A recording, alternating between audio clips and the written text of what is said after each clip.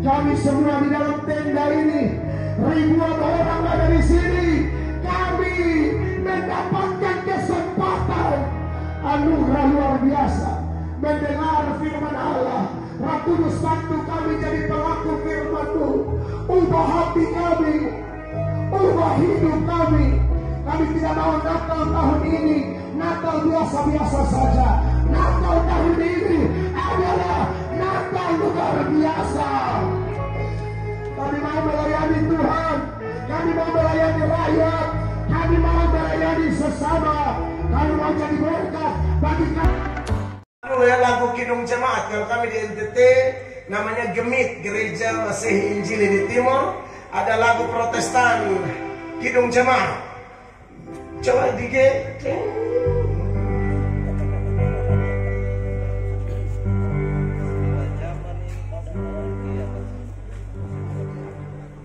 ini spontanitas saja, Bapak Gembala yang minta untuk kita jangan terlalu kaku lah, ya kan?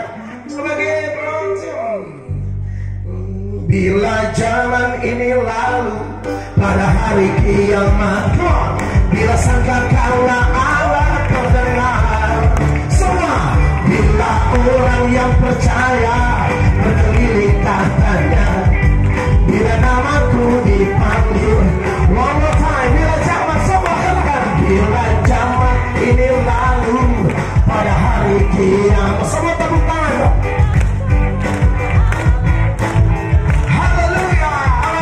Bila orang yang percaya berkeliling tahtanya, bila namaku dipanggil, semua tangan di atas berdiri semua. Bila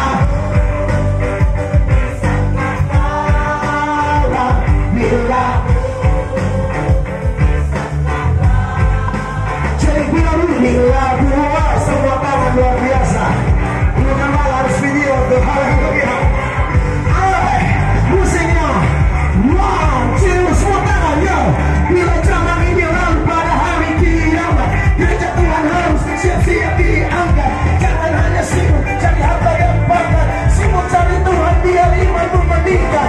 Buang jauh-jauh sama kafir yang mengikat, sebab Tuhan Yesus sumber segala berkat.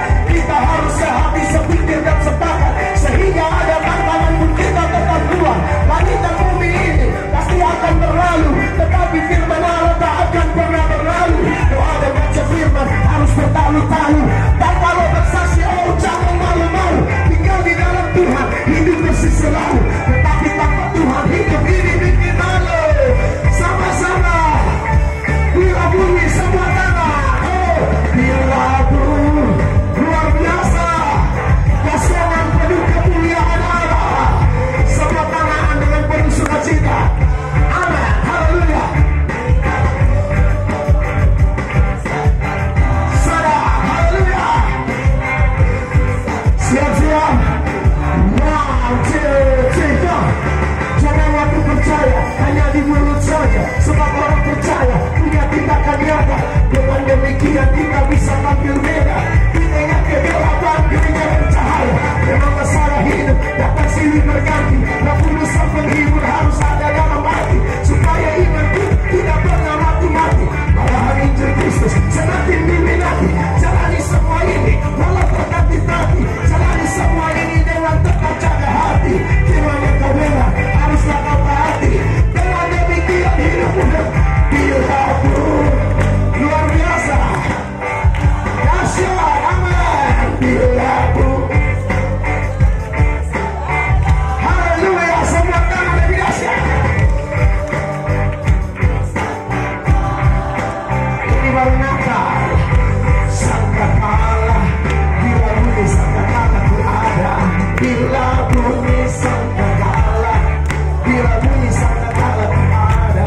Bila bunyi sangkakala, beri tepuk tangan yang meriah bagi Tuhan Yesus.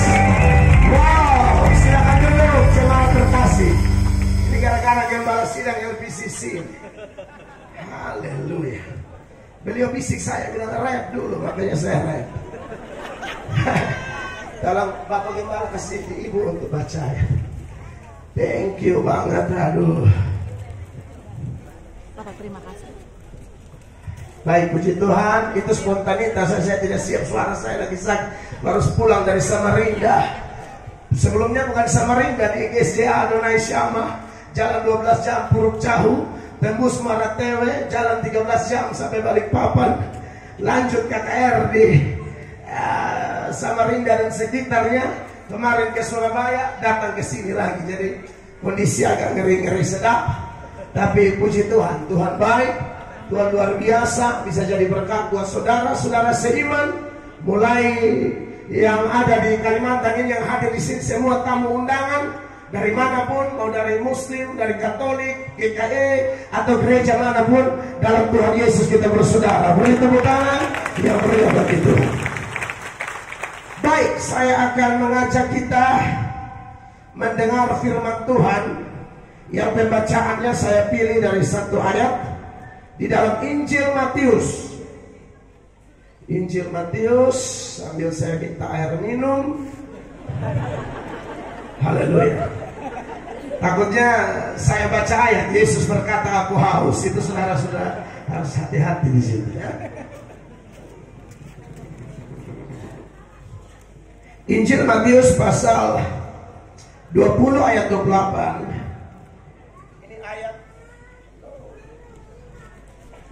Cek. Ini ayat yang sangat terkenal. Injil Matius 20 ayat 28. Saya baca buat jemaat sekalian. Perhatikan ayatnya. Sama seperti anak manusia datang bukan untuk dilayani, melainkan untuk melayani dan untuk memberikan nyawanya menjadi tebusan bagi banyak orang. Tema Natal Nasional tahun ini adalah kemuliaan bagi Allah dan damai sejahtera di bumi. Tapi berdasarkan Matius pasal 20 ayat 28 ini, saya mengangkat sebuah subtema, yaitu dengan semangat merayakan Natal tahun 2023, semua orang percaya didorong untuk membawa kemuliaan bagi Allah, membawa damai kepada sesama dengan penuh pengorbanan. Bapak Ibu jemaat yang diberkati oleh Tuhan Yesus Kristus, rasa-rasanya kalau khotbah Natal lebih dari 1-2 gereja, apalagi kemarin saya di Katingan sini, saya khotbah 5 gereja dan kebanyakan kawan-kawan hadir. Kadang-kadang pendeta mentok juga kehabisan ide nih. Bayangkan ini mesti khotbah dengan tema khotbah berbeda-beda. Apalagi saya seorang YouTuber, kalau diposting aduh serba salah begitu ya. Tetapi saya percaya bahwa Allah Tritunggal adalah Allah yang kaya dengan hikmat. Amin. Ada satu kebenaran bisa dikhotbahkan oleh 10 orang bahkan 100 orang, tapi penjabarannya bisa berbeda-beda. Kenapa? Karena Roh adalah sumber segala hikmat, sumber segala kepintaran, sumber segala penjabaran terbaik saat orang memberitakan Injil Kristus. Amin, kasih Allah. Nah, saudara-saudara yang diberkati oleh Tuhan Yesus Kristus, berkaitan dengan ayat ini, saya mau mengajak kita menyoroti yang pertama adalah apa yang melatar belakangi munculnya teks ini, yaitu Matius 20 ayat 28 yang berbunyi, dan sama seperti anak manusia datang bukan untuk dilayani, melainkan untuk melayani dan memberikan nyawanya menjadi tebusan bagi banyak orang. Ternyata Bapak Ibu terkasih, ayat ini dilatar belakangi ada konflik, ada beda pendapat, ada potensi perpecahan di dalam tubuh 12 rasul, saudara-saudara. Perpecahannya gara-gara apa? Gara-gara ada 2 saudara kandung dalam murid Yesus, yaitu Yohanes dan Yakobus, anak-anak Zebedeus, yang dipercaya mamanya bernama Salome, yang punya hubungan kekerabatan dengan Bunda Maria atau Ibu Maria. Jadi ini keluarga ini, mungkin karena ada hubungan keluarga, maka mereka lobby-lobby. Pendekatan Bapak Ibu dengar hari-hari ini di mana-mana di seluruh Indonesia, mulai dari Sabang sampai Merauke, Pulau Miangas sampai Rotendao, kalau ada orang mendekati seseorang penguasa dengan tujuan pendekatan untuk dapat jabatan, itu bukan barang baru. Itu sudah ada dari zaman para rasul. Makanya kalau saudara lihat di ayat-ayat sebelumnya, di Yohanes 20, maksud saya Matius 20 ini, mulai ayat 20, Yakobus dan Yohanes datang kepada Yesus dengan perantaraan mamanya. Lalu mulai bilang, tolong nanti kasih posisi buat kedua anak saya, satu di sebelah kanan, satu di sebelah kiri. Itu latar belakangnya. Perhatikan ayat ini. Maka datanglah ibu anak-anak Zebedeus serta anak-anaknya itu kepada Yesus, lalu sujud di hadapannya untuk meminta sesuatu kepadanya. Iya, mereka minta apa? Perhatikan saudara lihat. Kata Yesus, apa yang kau kehendaki? Jawabnya, berilah perintah supaya kedua anakmu ini boleh duduk kelak di dalam kerajaanmu, yang seorang di sebelah kananmu dan seorang lagi di sebelah kirimu. Ini jelas-jelas lobby posisi. Mereka tahu bahwa Yesus ini bukan penguasa di dunia. Penguasa di dunia ini ada limitnya. Ini penguasa dunia akhirat. Amin. Yesus berkata, segala kuasa di surga dan di bumi telah diberikan kepadaku. Akulah Alfa dan akulah Omega. Mereka tahu hal itu. Tapi singkat cerita, akhirnya Tuhan tidak kasih. Tuhan jawab begini di ayat 23. Yesus berkata kepada mereka, cawanku memang akan kamu minum, Ya. tetapi hal duduk di sebelah kananku Ya. atau di sebelah kiriku, aku tidak berhak memberikannya. Yesus bilang, aku tidak ada hak. Itu hak prerogatif Bapa. Yesus bilang begini. Itu akan diberikan kepada orang-orang bagi siapa Bapakku telah menyediakan. Iya, jadi soal jabatan di mana saja, mau di bumi atau di surga, itu Bapak sudah atur semua. Percaya deh. Amin. Anak-anak Tuhan yang benar-benar anak Tuhan, dia tidak takut. Dia yakin apa yang dikatakan dalam Mazmur pasal 75 ayat 7 dan 8. Di Mazmur 75 ayat 7 dan 8 itu dikatakan Allah itu hakim yang adil. Direndahkannya yang satu dan ditinggikannya yang lain. Peninggian itu datang bukan dari timur, bukan dari barat, bukan dari padang gurun, tetapi itu adalah otoritas sang pemilik langit dan bumi. Dia mau angkat siapa, dia mau promosi siapa, suka-suka dia. Mau lobby macam apapun, kalau surga kira ketuk palu, kau lobby sampai tutup usia, kau lobby sampai masuk kubur, tetap nol besar. Amin. Saudara lihat ini Mazmur 75 ayat 7 dan 8. Sebab bukan dari timur atau dari barat, dan bukan dari padang gurun datangnya peninggian Bukan. Terus. Tetapi Allah adalah hakim. Yes. Direndahkannya yang satu dan ditinggikannya yang lain. Amin.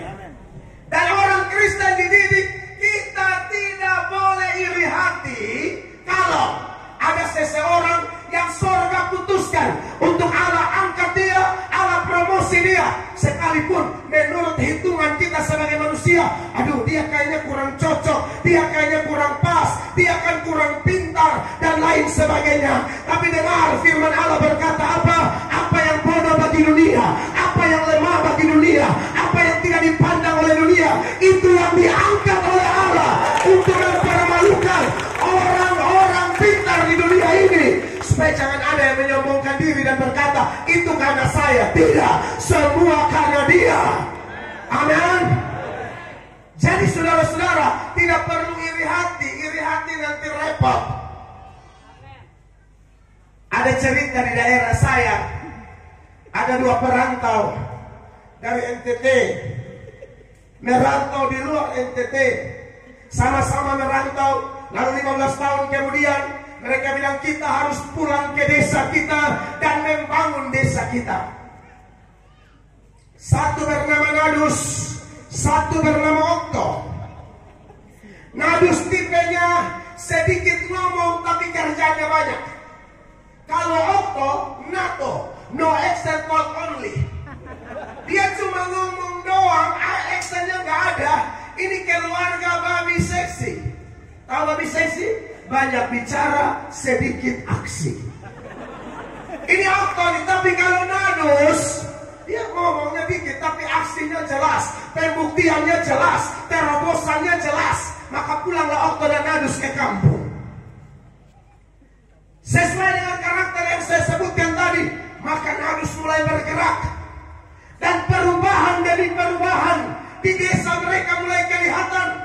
Maka semua masyarakat menilai, karena sebenarnya apa yang dia lakukan berbicara lebih kuat dari apa yang dia katakan. Yang setuju katakan amin. Apa yang kita buat memberi pesan lebih kuat dari apa yang kita ngomong. Jago orasi, jago kampanye, tapi kalau tidak jago berbuat, orang bilang aduh sulit ini. Nah, Nadus ini tipenya, ya ngomong ya pasti ngomong. Nadus bukan orang bisu, tapi dia lebih banyak berbuat. Maka masyarakat kemudian memutuskan sebagai bentuk penghargaan kepada Nadus, maka dibuatlah patung Nadus di tengah-tengah desa itu. Patung Nadus, benar-benar Nadus. Okto sakit hati. Tiap kali melihat patung itu terlukalah Okto. Setiap masyarakat tidur tiap jam 2 pagi, Okto ambil gergaji, ambil pahat, dia mau hantam ini patung kasih rubuh. Dari waktu ke waktu kerjanya Okto hanya apa? Merubuhkan patung Nadus. Ini keren ini. Pada satu kesempatan tanpa Okto sadari, sementara dia pahat, dia sedang hantam ini cor-coran, soalnya kan patungnya cor, besi bagus, kekuatan cornya bagus. Sementara dia bikin hancur, dia tidak sadar, saudara-saudara. Ya, patung jatuh tertindih di atas Okto, leher patah. Langsung rumah sakit umum, infus keliling, saudara-saudara. Makanya Ayub 5 ayat 2, Ayub pasal 5 ayat 2 bilang begini, saudara yang suka iri hati orang, saudara akan dibunuh oleh iri hati. Saudara yang suka sakit hati karena kesuksesan atau keberhasilan orang lain, saudara akan menderita. Ayat ini berkata demikian. Sesungguhnya orang bodoh dibunuh oleh sakit hati. Orang bodoh dibunuh oleh sakit hati. Dan orang bebal dimatikan oleh iri hati. Orang bebal dimatikan oleh iri hati seperti Okto tadi. Saudara, ngapain iri hati? Bukankah dalam Yohanes 3 ayat 27, ayat itu dikatakan oleh Yohanes Pembaptis. Penulisnya Yohanes anak Zebedeus, tapi Yohanes anak Zebedeus menceritakan bagaimana respon Yohanes Pembaptis ketika murid-murid Yohanes Pembaptis ini seperti datang adu domba Yohanes Pembaptis dengan Tuhan Yesus. Dia bilang, orang yang tentang engkau bicara di seberang sungai Yordan, ayat 26. Dia membaptis juga, seolah-olah mau adu domba, bilang begini, sekarang pengaruh kita menurun, sekarang popularitas kita menurun. Yesus yang kamu baptis itu, dia dan timnya lebih ngefek, lebih berdampak. Lalu saudara lihat apa yang terjadi, baca dari ayat 26. Lalu mereka datang kepada Yohanes dan berkata kepadanya, apa? Rabi, orang yang bersama dengan engkau di seberang sungai Yordan, dan yang tentang dia engkau telah memberi kesaksian, dia membaptis juga, dan semua orang pergi kepadanya. Jadi mereka mau bilang, inilah pengikut-pengikut yang kurang dewasa, ya. Jadi dia pikir gurunya ini Yohanes ini gampang terpengaruh. Oh tidak, Yohanes bilang begini ayat 27, dan ini harus menjadi prinsip orang Kristen di mana saja. Perhatikan. Jawab Yohanes, yes. Tidak ada seorang pun yang dapat mengambil sesuatu bagi dirinya kalau tidak dikaruniakan kepadanya dari sorga. Beri tepuk tangan yang meriah begitu. Saudara yang iri kepada seseorang yang dipromosi Allah sama dengan Anda protes Allah. Karena apa yang dia dapat, baik posisi, jabatan, kekayaan, keberhasilan dalam pelayanannya, itu bukan karena dia hebat, tapi ada tangan yang maha kuasa, Raja segala raja yang angkat dia dan tunjukkan kepada dunia, ini orang yang aku pilih. Manusia bisa salah nilai, Tuhan Allah tidak bisa salah nilai. Bahkan manusia sekelas Samuel pun bisa salah. Samuel waktu melantik anak-anak Isai, ya, menggantikan Saul, Samuel lihat Eliab, Elishama, segala macam kakak-kakaknya Daud itu, posturnya meyakinkan. Langsung Samuel bilang, ini yang dipilih Allah, karena kulit luarnya meyakinkan. Tapi Tuhan bilang, saya tidak pilih mereka. Apa yang kau lihat? Kau lihat yang di luar. Allah melihat sampai kedalaman hati. Lalu Samuel tanya di Isai, masih ada tidak anak yang lain? Masih ada satu yang kurang diperhitungkan. Makanya semua ada dalam acara. Dia ada jaga binatang. Tuhan bilang, Samuel panggil dia. Waktu tidak lama, baru dari jauh Tuhan bilang sama semua, dia. Amin. Amin. Amin. Dia. Saya jadi pendeta, satu kampung tidak percaya. Satu kampung tidak percaya. Orang yang kenal saya tidak percaya. Mel Atok jadi pendeta. Jemuran tetangga. Kalau dijemur lebih dari jam 10, saya anggap amal ibadah. Itu sumbangan itu. Saya bantu angkat, bantu setrika, dan simpan di lemari saya di sini. Hewan-hewan orang rata, ya, tusuk orang di depan gereja. Natalan begini, saudara-saudara, orang bakar lilin, kita bakar pohon terang. Kita bakar pohon Natalnya, gereja hampir terbakar. Genit Immanuel Lepura. Jadi orang sudah pasang label, anak kurang ajar, anak jahat, anak yang cocok mati, lebih baik kau masuk penjara, dan lain sebagainya. Tapi aku percaya Yesus yang aku sembah, dia berkata, aku tidak datang mencari orang benar, aku datang untuk mencari orang berdosa, supaya mereka bertobat.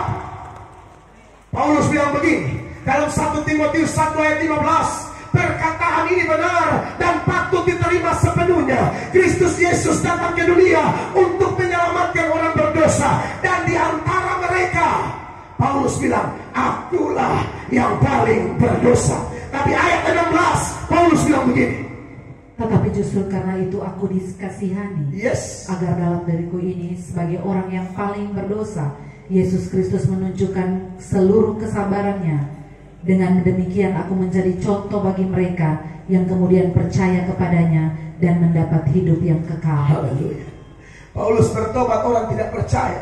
Dia ke Yerusalem, dia di Damsik. Semua bicara, bukankah dia yang dulu aniaya gereja? Bukankah dia yang masuk ke luar kota tangkap orang Kristen, laki-laki, perempuan, anak kecil, lalu dia siksa, dan beberapa di antaranya dia bunuh? Tapi siapa yang bisa melawan kasih karunia Allah? Almarhum pendeta Billy Graham, dia pernah berkata, hal terbesar kedua di dunia ini adalah dosa, tapi hal pertama yang mengalahkan dosa adalah kasih karunia Allah. Haleluya. Dosa sebesar apapun dikalahkan oleh kasih Yesus Kristus. Amin. Kekasih Allah. Nah, jadi mereka bertengkar seputaran posisi. Lalu di Matius 20 yang kita bahas ini, di ayat 24, 10 murid yang lain marah sama Yakobus dan Yohanes. Ini kelihatan di ayat 24 dari Matius 20. Mendengar itu, marahlah ke-10 murid yang lain kepada kedua saudara itu. Mereka marah, kenapa kalian secara diam-diam lobi-lobi pesisi di guru?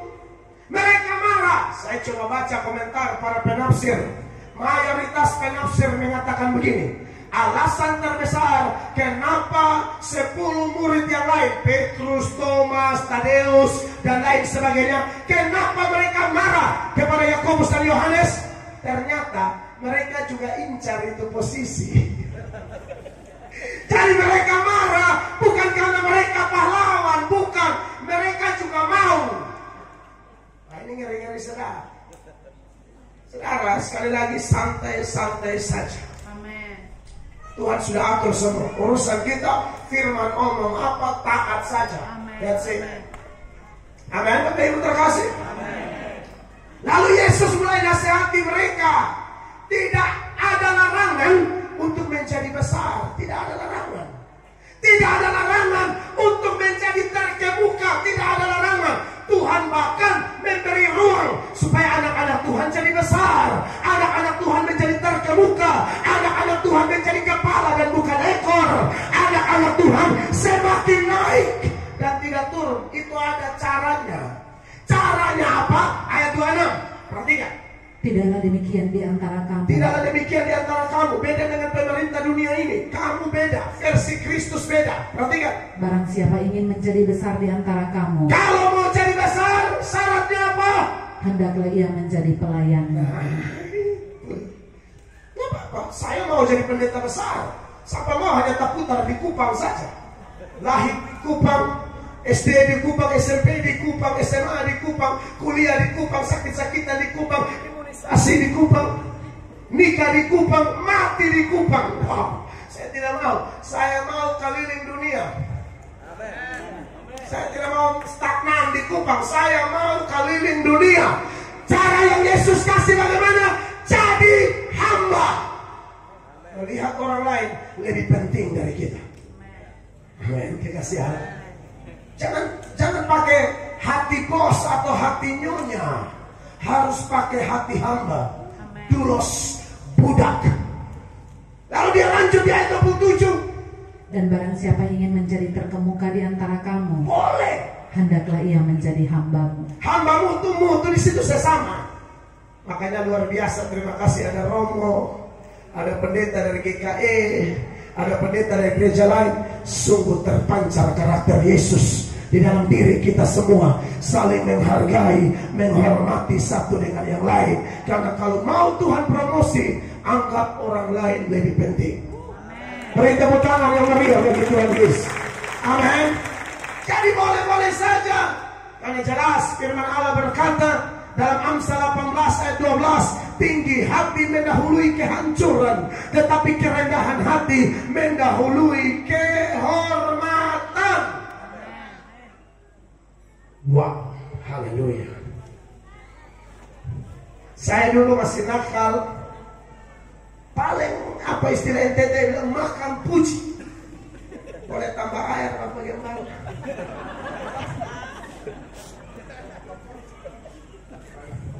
Iya, terima kasih Pak. Pendeta senior kami di NTT bilang kalau khotbah tidak keringat jangan makan. Saya dengar ada beberapa ekor babi sudah tumbang tadi, jadi saya mau eksekusi. Jangan main-main, khotbah harus ancur-ancur sekalian, dan makan rata-rata. Pendeta pemalas tidak layak makan. Haleluya. Kekasih Allah. Tawuran. Kita kan biasa lantar kampung tawuran di NTT. Kalau tawuran panah, bom ikan, pakai bom, pakai rakitan, pistol. Pistolnya bikin sendiri. Dan itu karena pasti mati. Saya tuh paling makan puji, selalu paling depan. Yang lebih besar dan hebat, tidak apa. Aduh, tiba-tiba batu trotoar, paving block begitu, terbang dari sana datang. Saya pikir meteor. Ini masih ada sembuh sampai sekarang, bekasnya terbelah betul-betul. Di situ baru bertobat, saya baca ayat, oh tinggi hati memang hancur. Jemaat yang diberkati oleh Tuhan Yesus.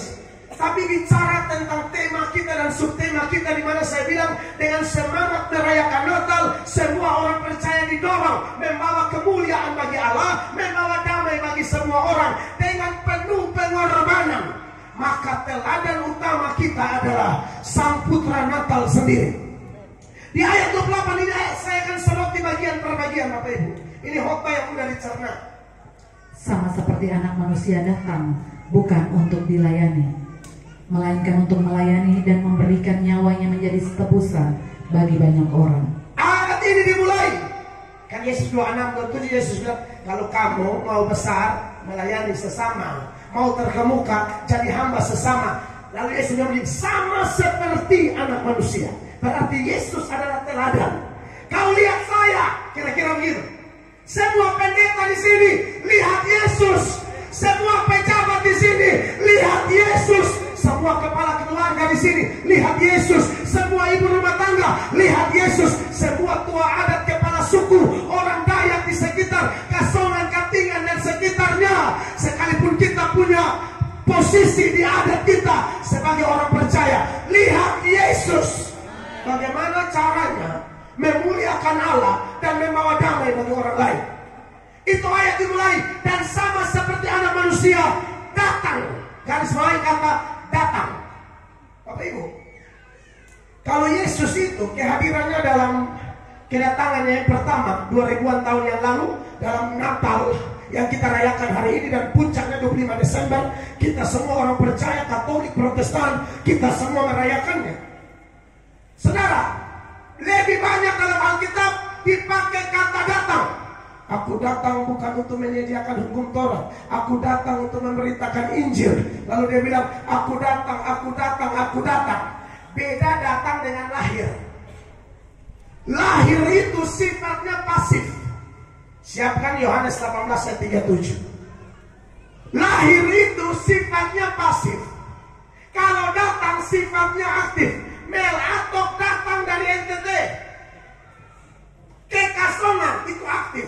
Kalau lahir tidak. Kenapa? Saya menyebut lahir itu sifatnya pasif. Saya tidak bisa memilih lahir dari suku apa. Saya tidak bisa memilih lahir dari pasangan suami istri seperti apa. Saya tidak bisa memilih lahir dengan model rambut seperti apa, warna kulit seperti apa. Saya tidak bisa pilih. Tidak bisa saya bersaksi. Saya dulu rencana lahir sebagai orang Amerika, tapi nongol-nongol tahu-tahu NTT. Tidak bisa begitu. Kita pasif, tidak ada kita yang tahu. Saudara, tidak ada orang Dayak di sini yang memilih lahir jadi orang Dayak. Tidak ada. Itu surga yang atur. Amin. Sampai sini kita paham ya? Bahkan setiap hidup kita, pokoknya kita diatur. Tiap langkahku diatur oleh Tuhan. Amin. Dikasih Allah. Makanya saya pernah kecewa. Kenapa lahir keluarga miskinnya luar biasa. Papa saya tidak tamat SD. Mama juga sekolah tidak benar. Papa saya Katolik, mama Protestan, gemit. Tapi dua tidak pernah ke gereja.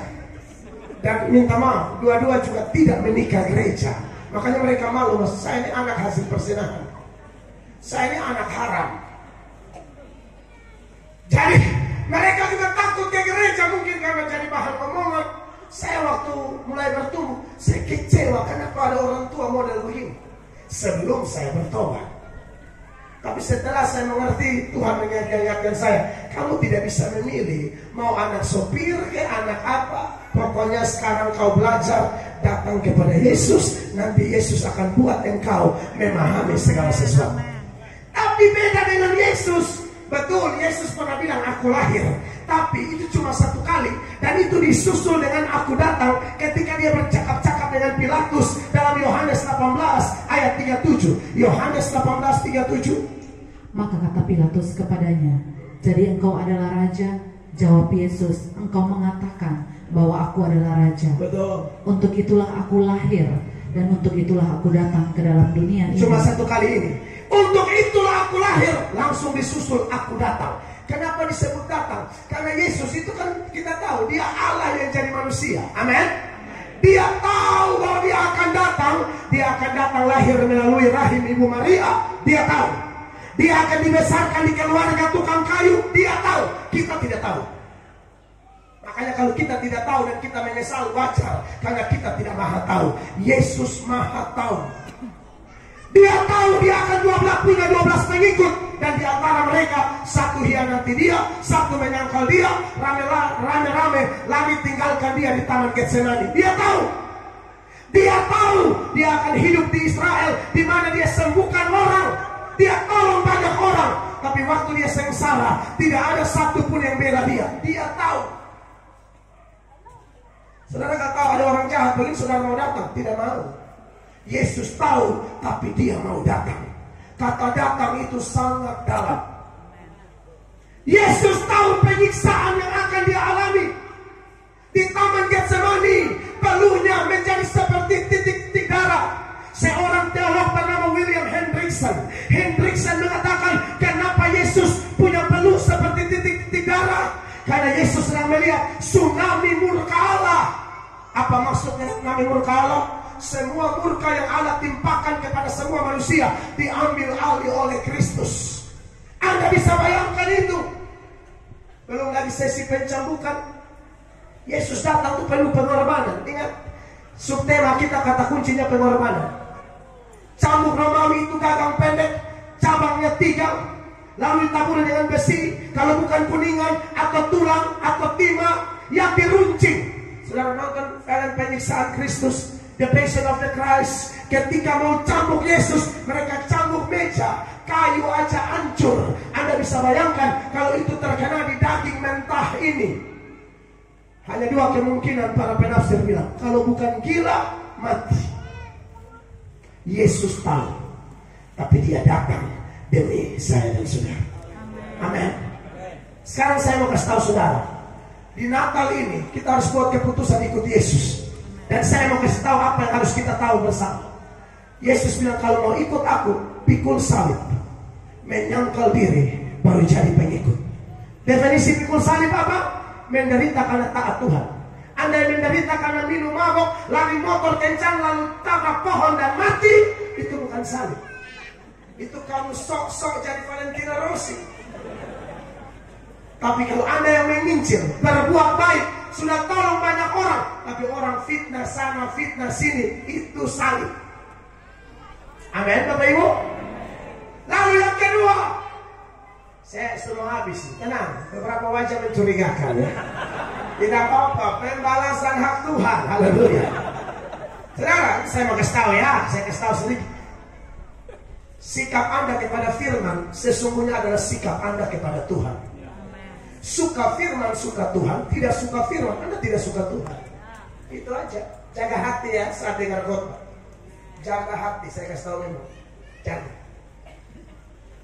Jadi itulah datang, saudara-saudara. Kan dia adalah Allah yang mencari manusia. Amin. Yohanes 1 ayat 1, ingat ya. Pada mulanya adalah firman. Firman itu bersama-sama dengan Allah. Dan firman itu adalah Allah. Bahasa Yunaninya enarche en hologos. Kai hologos prostonteon. Kai theos en hologos. Kata pros menuturkan bahwa ada 2 pribadi sehakikat sederajat mereka. Tidak bisa dipisahkan, tapi bisa dibedakan. Yaitu Bapa dan juga Tuhan Yesus. Dan dia pencipta langit dan bumi.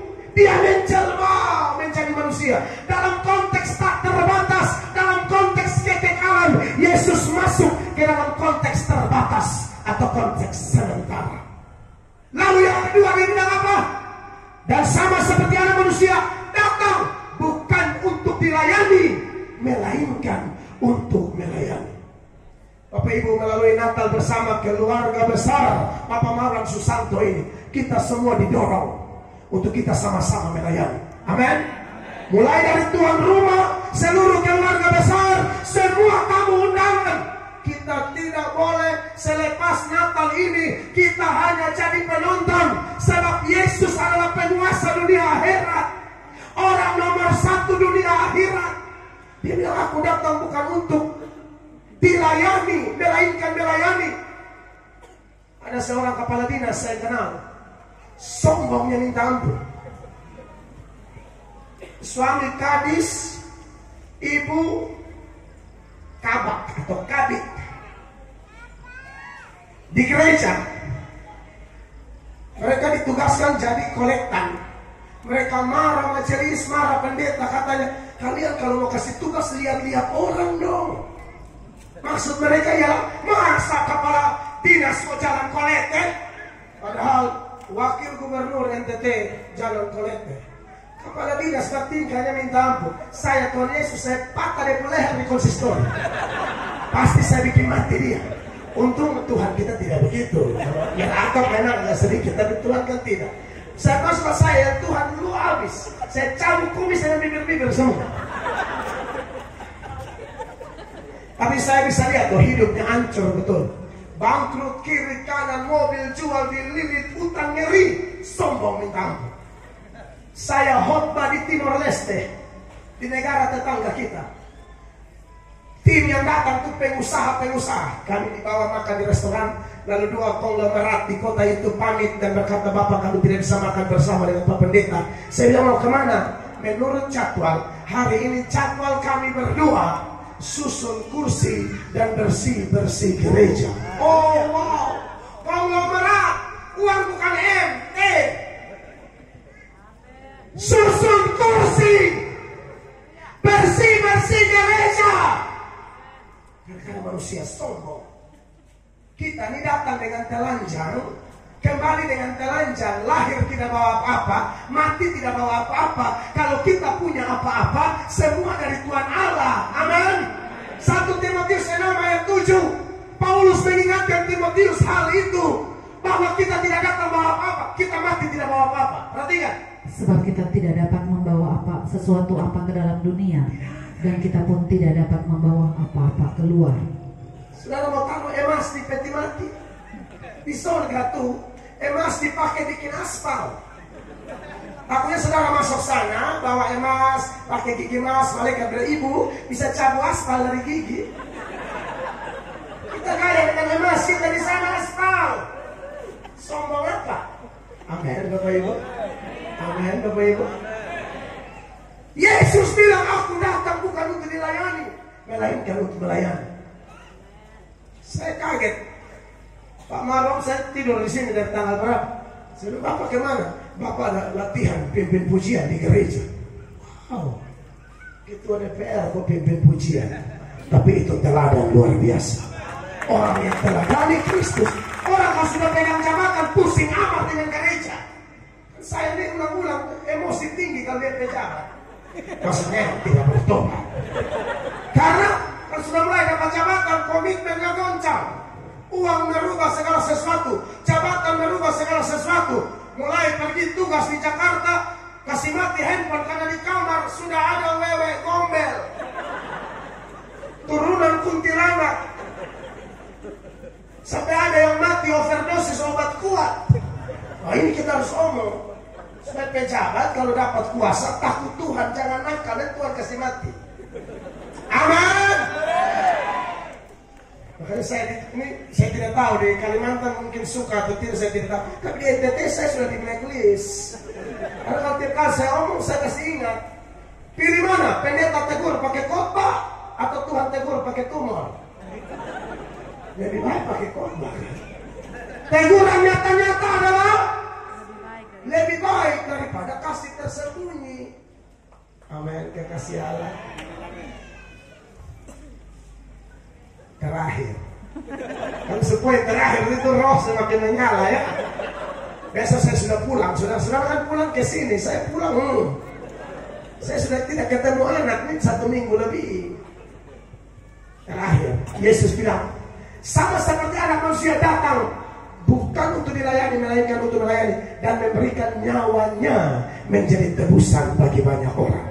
Ini sebuah penderitaan yang luar biasa. Bapak Ibu, mau bawa damai?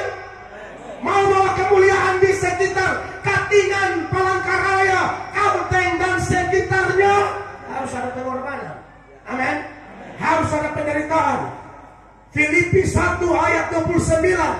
Ayat itu secara eksplisit mengingatkan kita kepada kita orang Kristen, bukan dipercayakan hanya untuk percaya, tetapi untuk menderita bagi Dia. Perhatikan. Sebab kepada kamu dikaruniakan bukan saja untuk percaya kepada Kristus, melainkan juga untuk menderita untuk Dia. Untuk jadi pembawa damai itu menderita. Untuk membawa kemuliaan Allah, membawa kesejahteraan bagi sekitar kita, butuh pengorbanan. Kasih Allah, butuh pengorbanan. Yesus itu sejak Dia hadir, sekeliling tolak Dia. Dunia tolak Dia, Israel tolak Dia, Nazaret tolak Dia, keluarganya tolak Dia, murid-murid tinggalkan Dia. Bahkan Bapa pun tinggalkan. Bahkan Bapa pun tinggalkan Dia saat Dia di Golgota. Makanya Dia berkata, Eli, Eli, lama sabachthani. Allahku, Allahku, mengapa Engkau meninggalkan aku? Yesus menderita sendirian demi saya dan saudara. Tapi sekarang kalau Anda dan saya menderita, Anda tidak sendirian. Kenapa? Karena Dia berkata, Aku Allah Immanuel, Allah beserta kita. Dalam segala penderitaan, siapapun tinggalkan kita, Yesus ada di sisi kita, Roh Kudus ada di dalam kita. Dan biasanya orang-orang percaya yang sama-sama punya Yesus tidak akan tinggalkan kita. Maju terus, nama Tuhan dipuji, dipermuliakan. Saya selesai, Tuhan Yesus dimuliakan. Mari kita berdiri bersama-sama, jemaat terkasih. Haleluya. Kita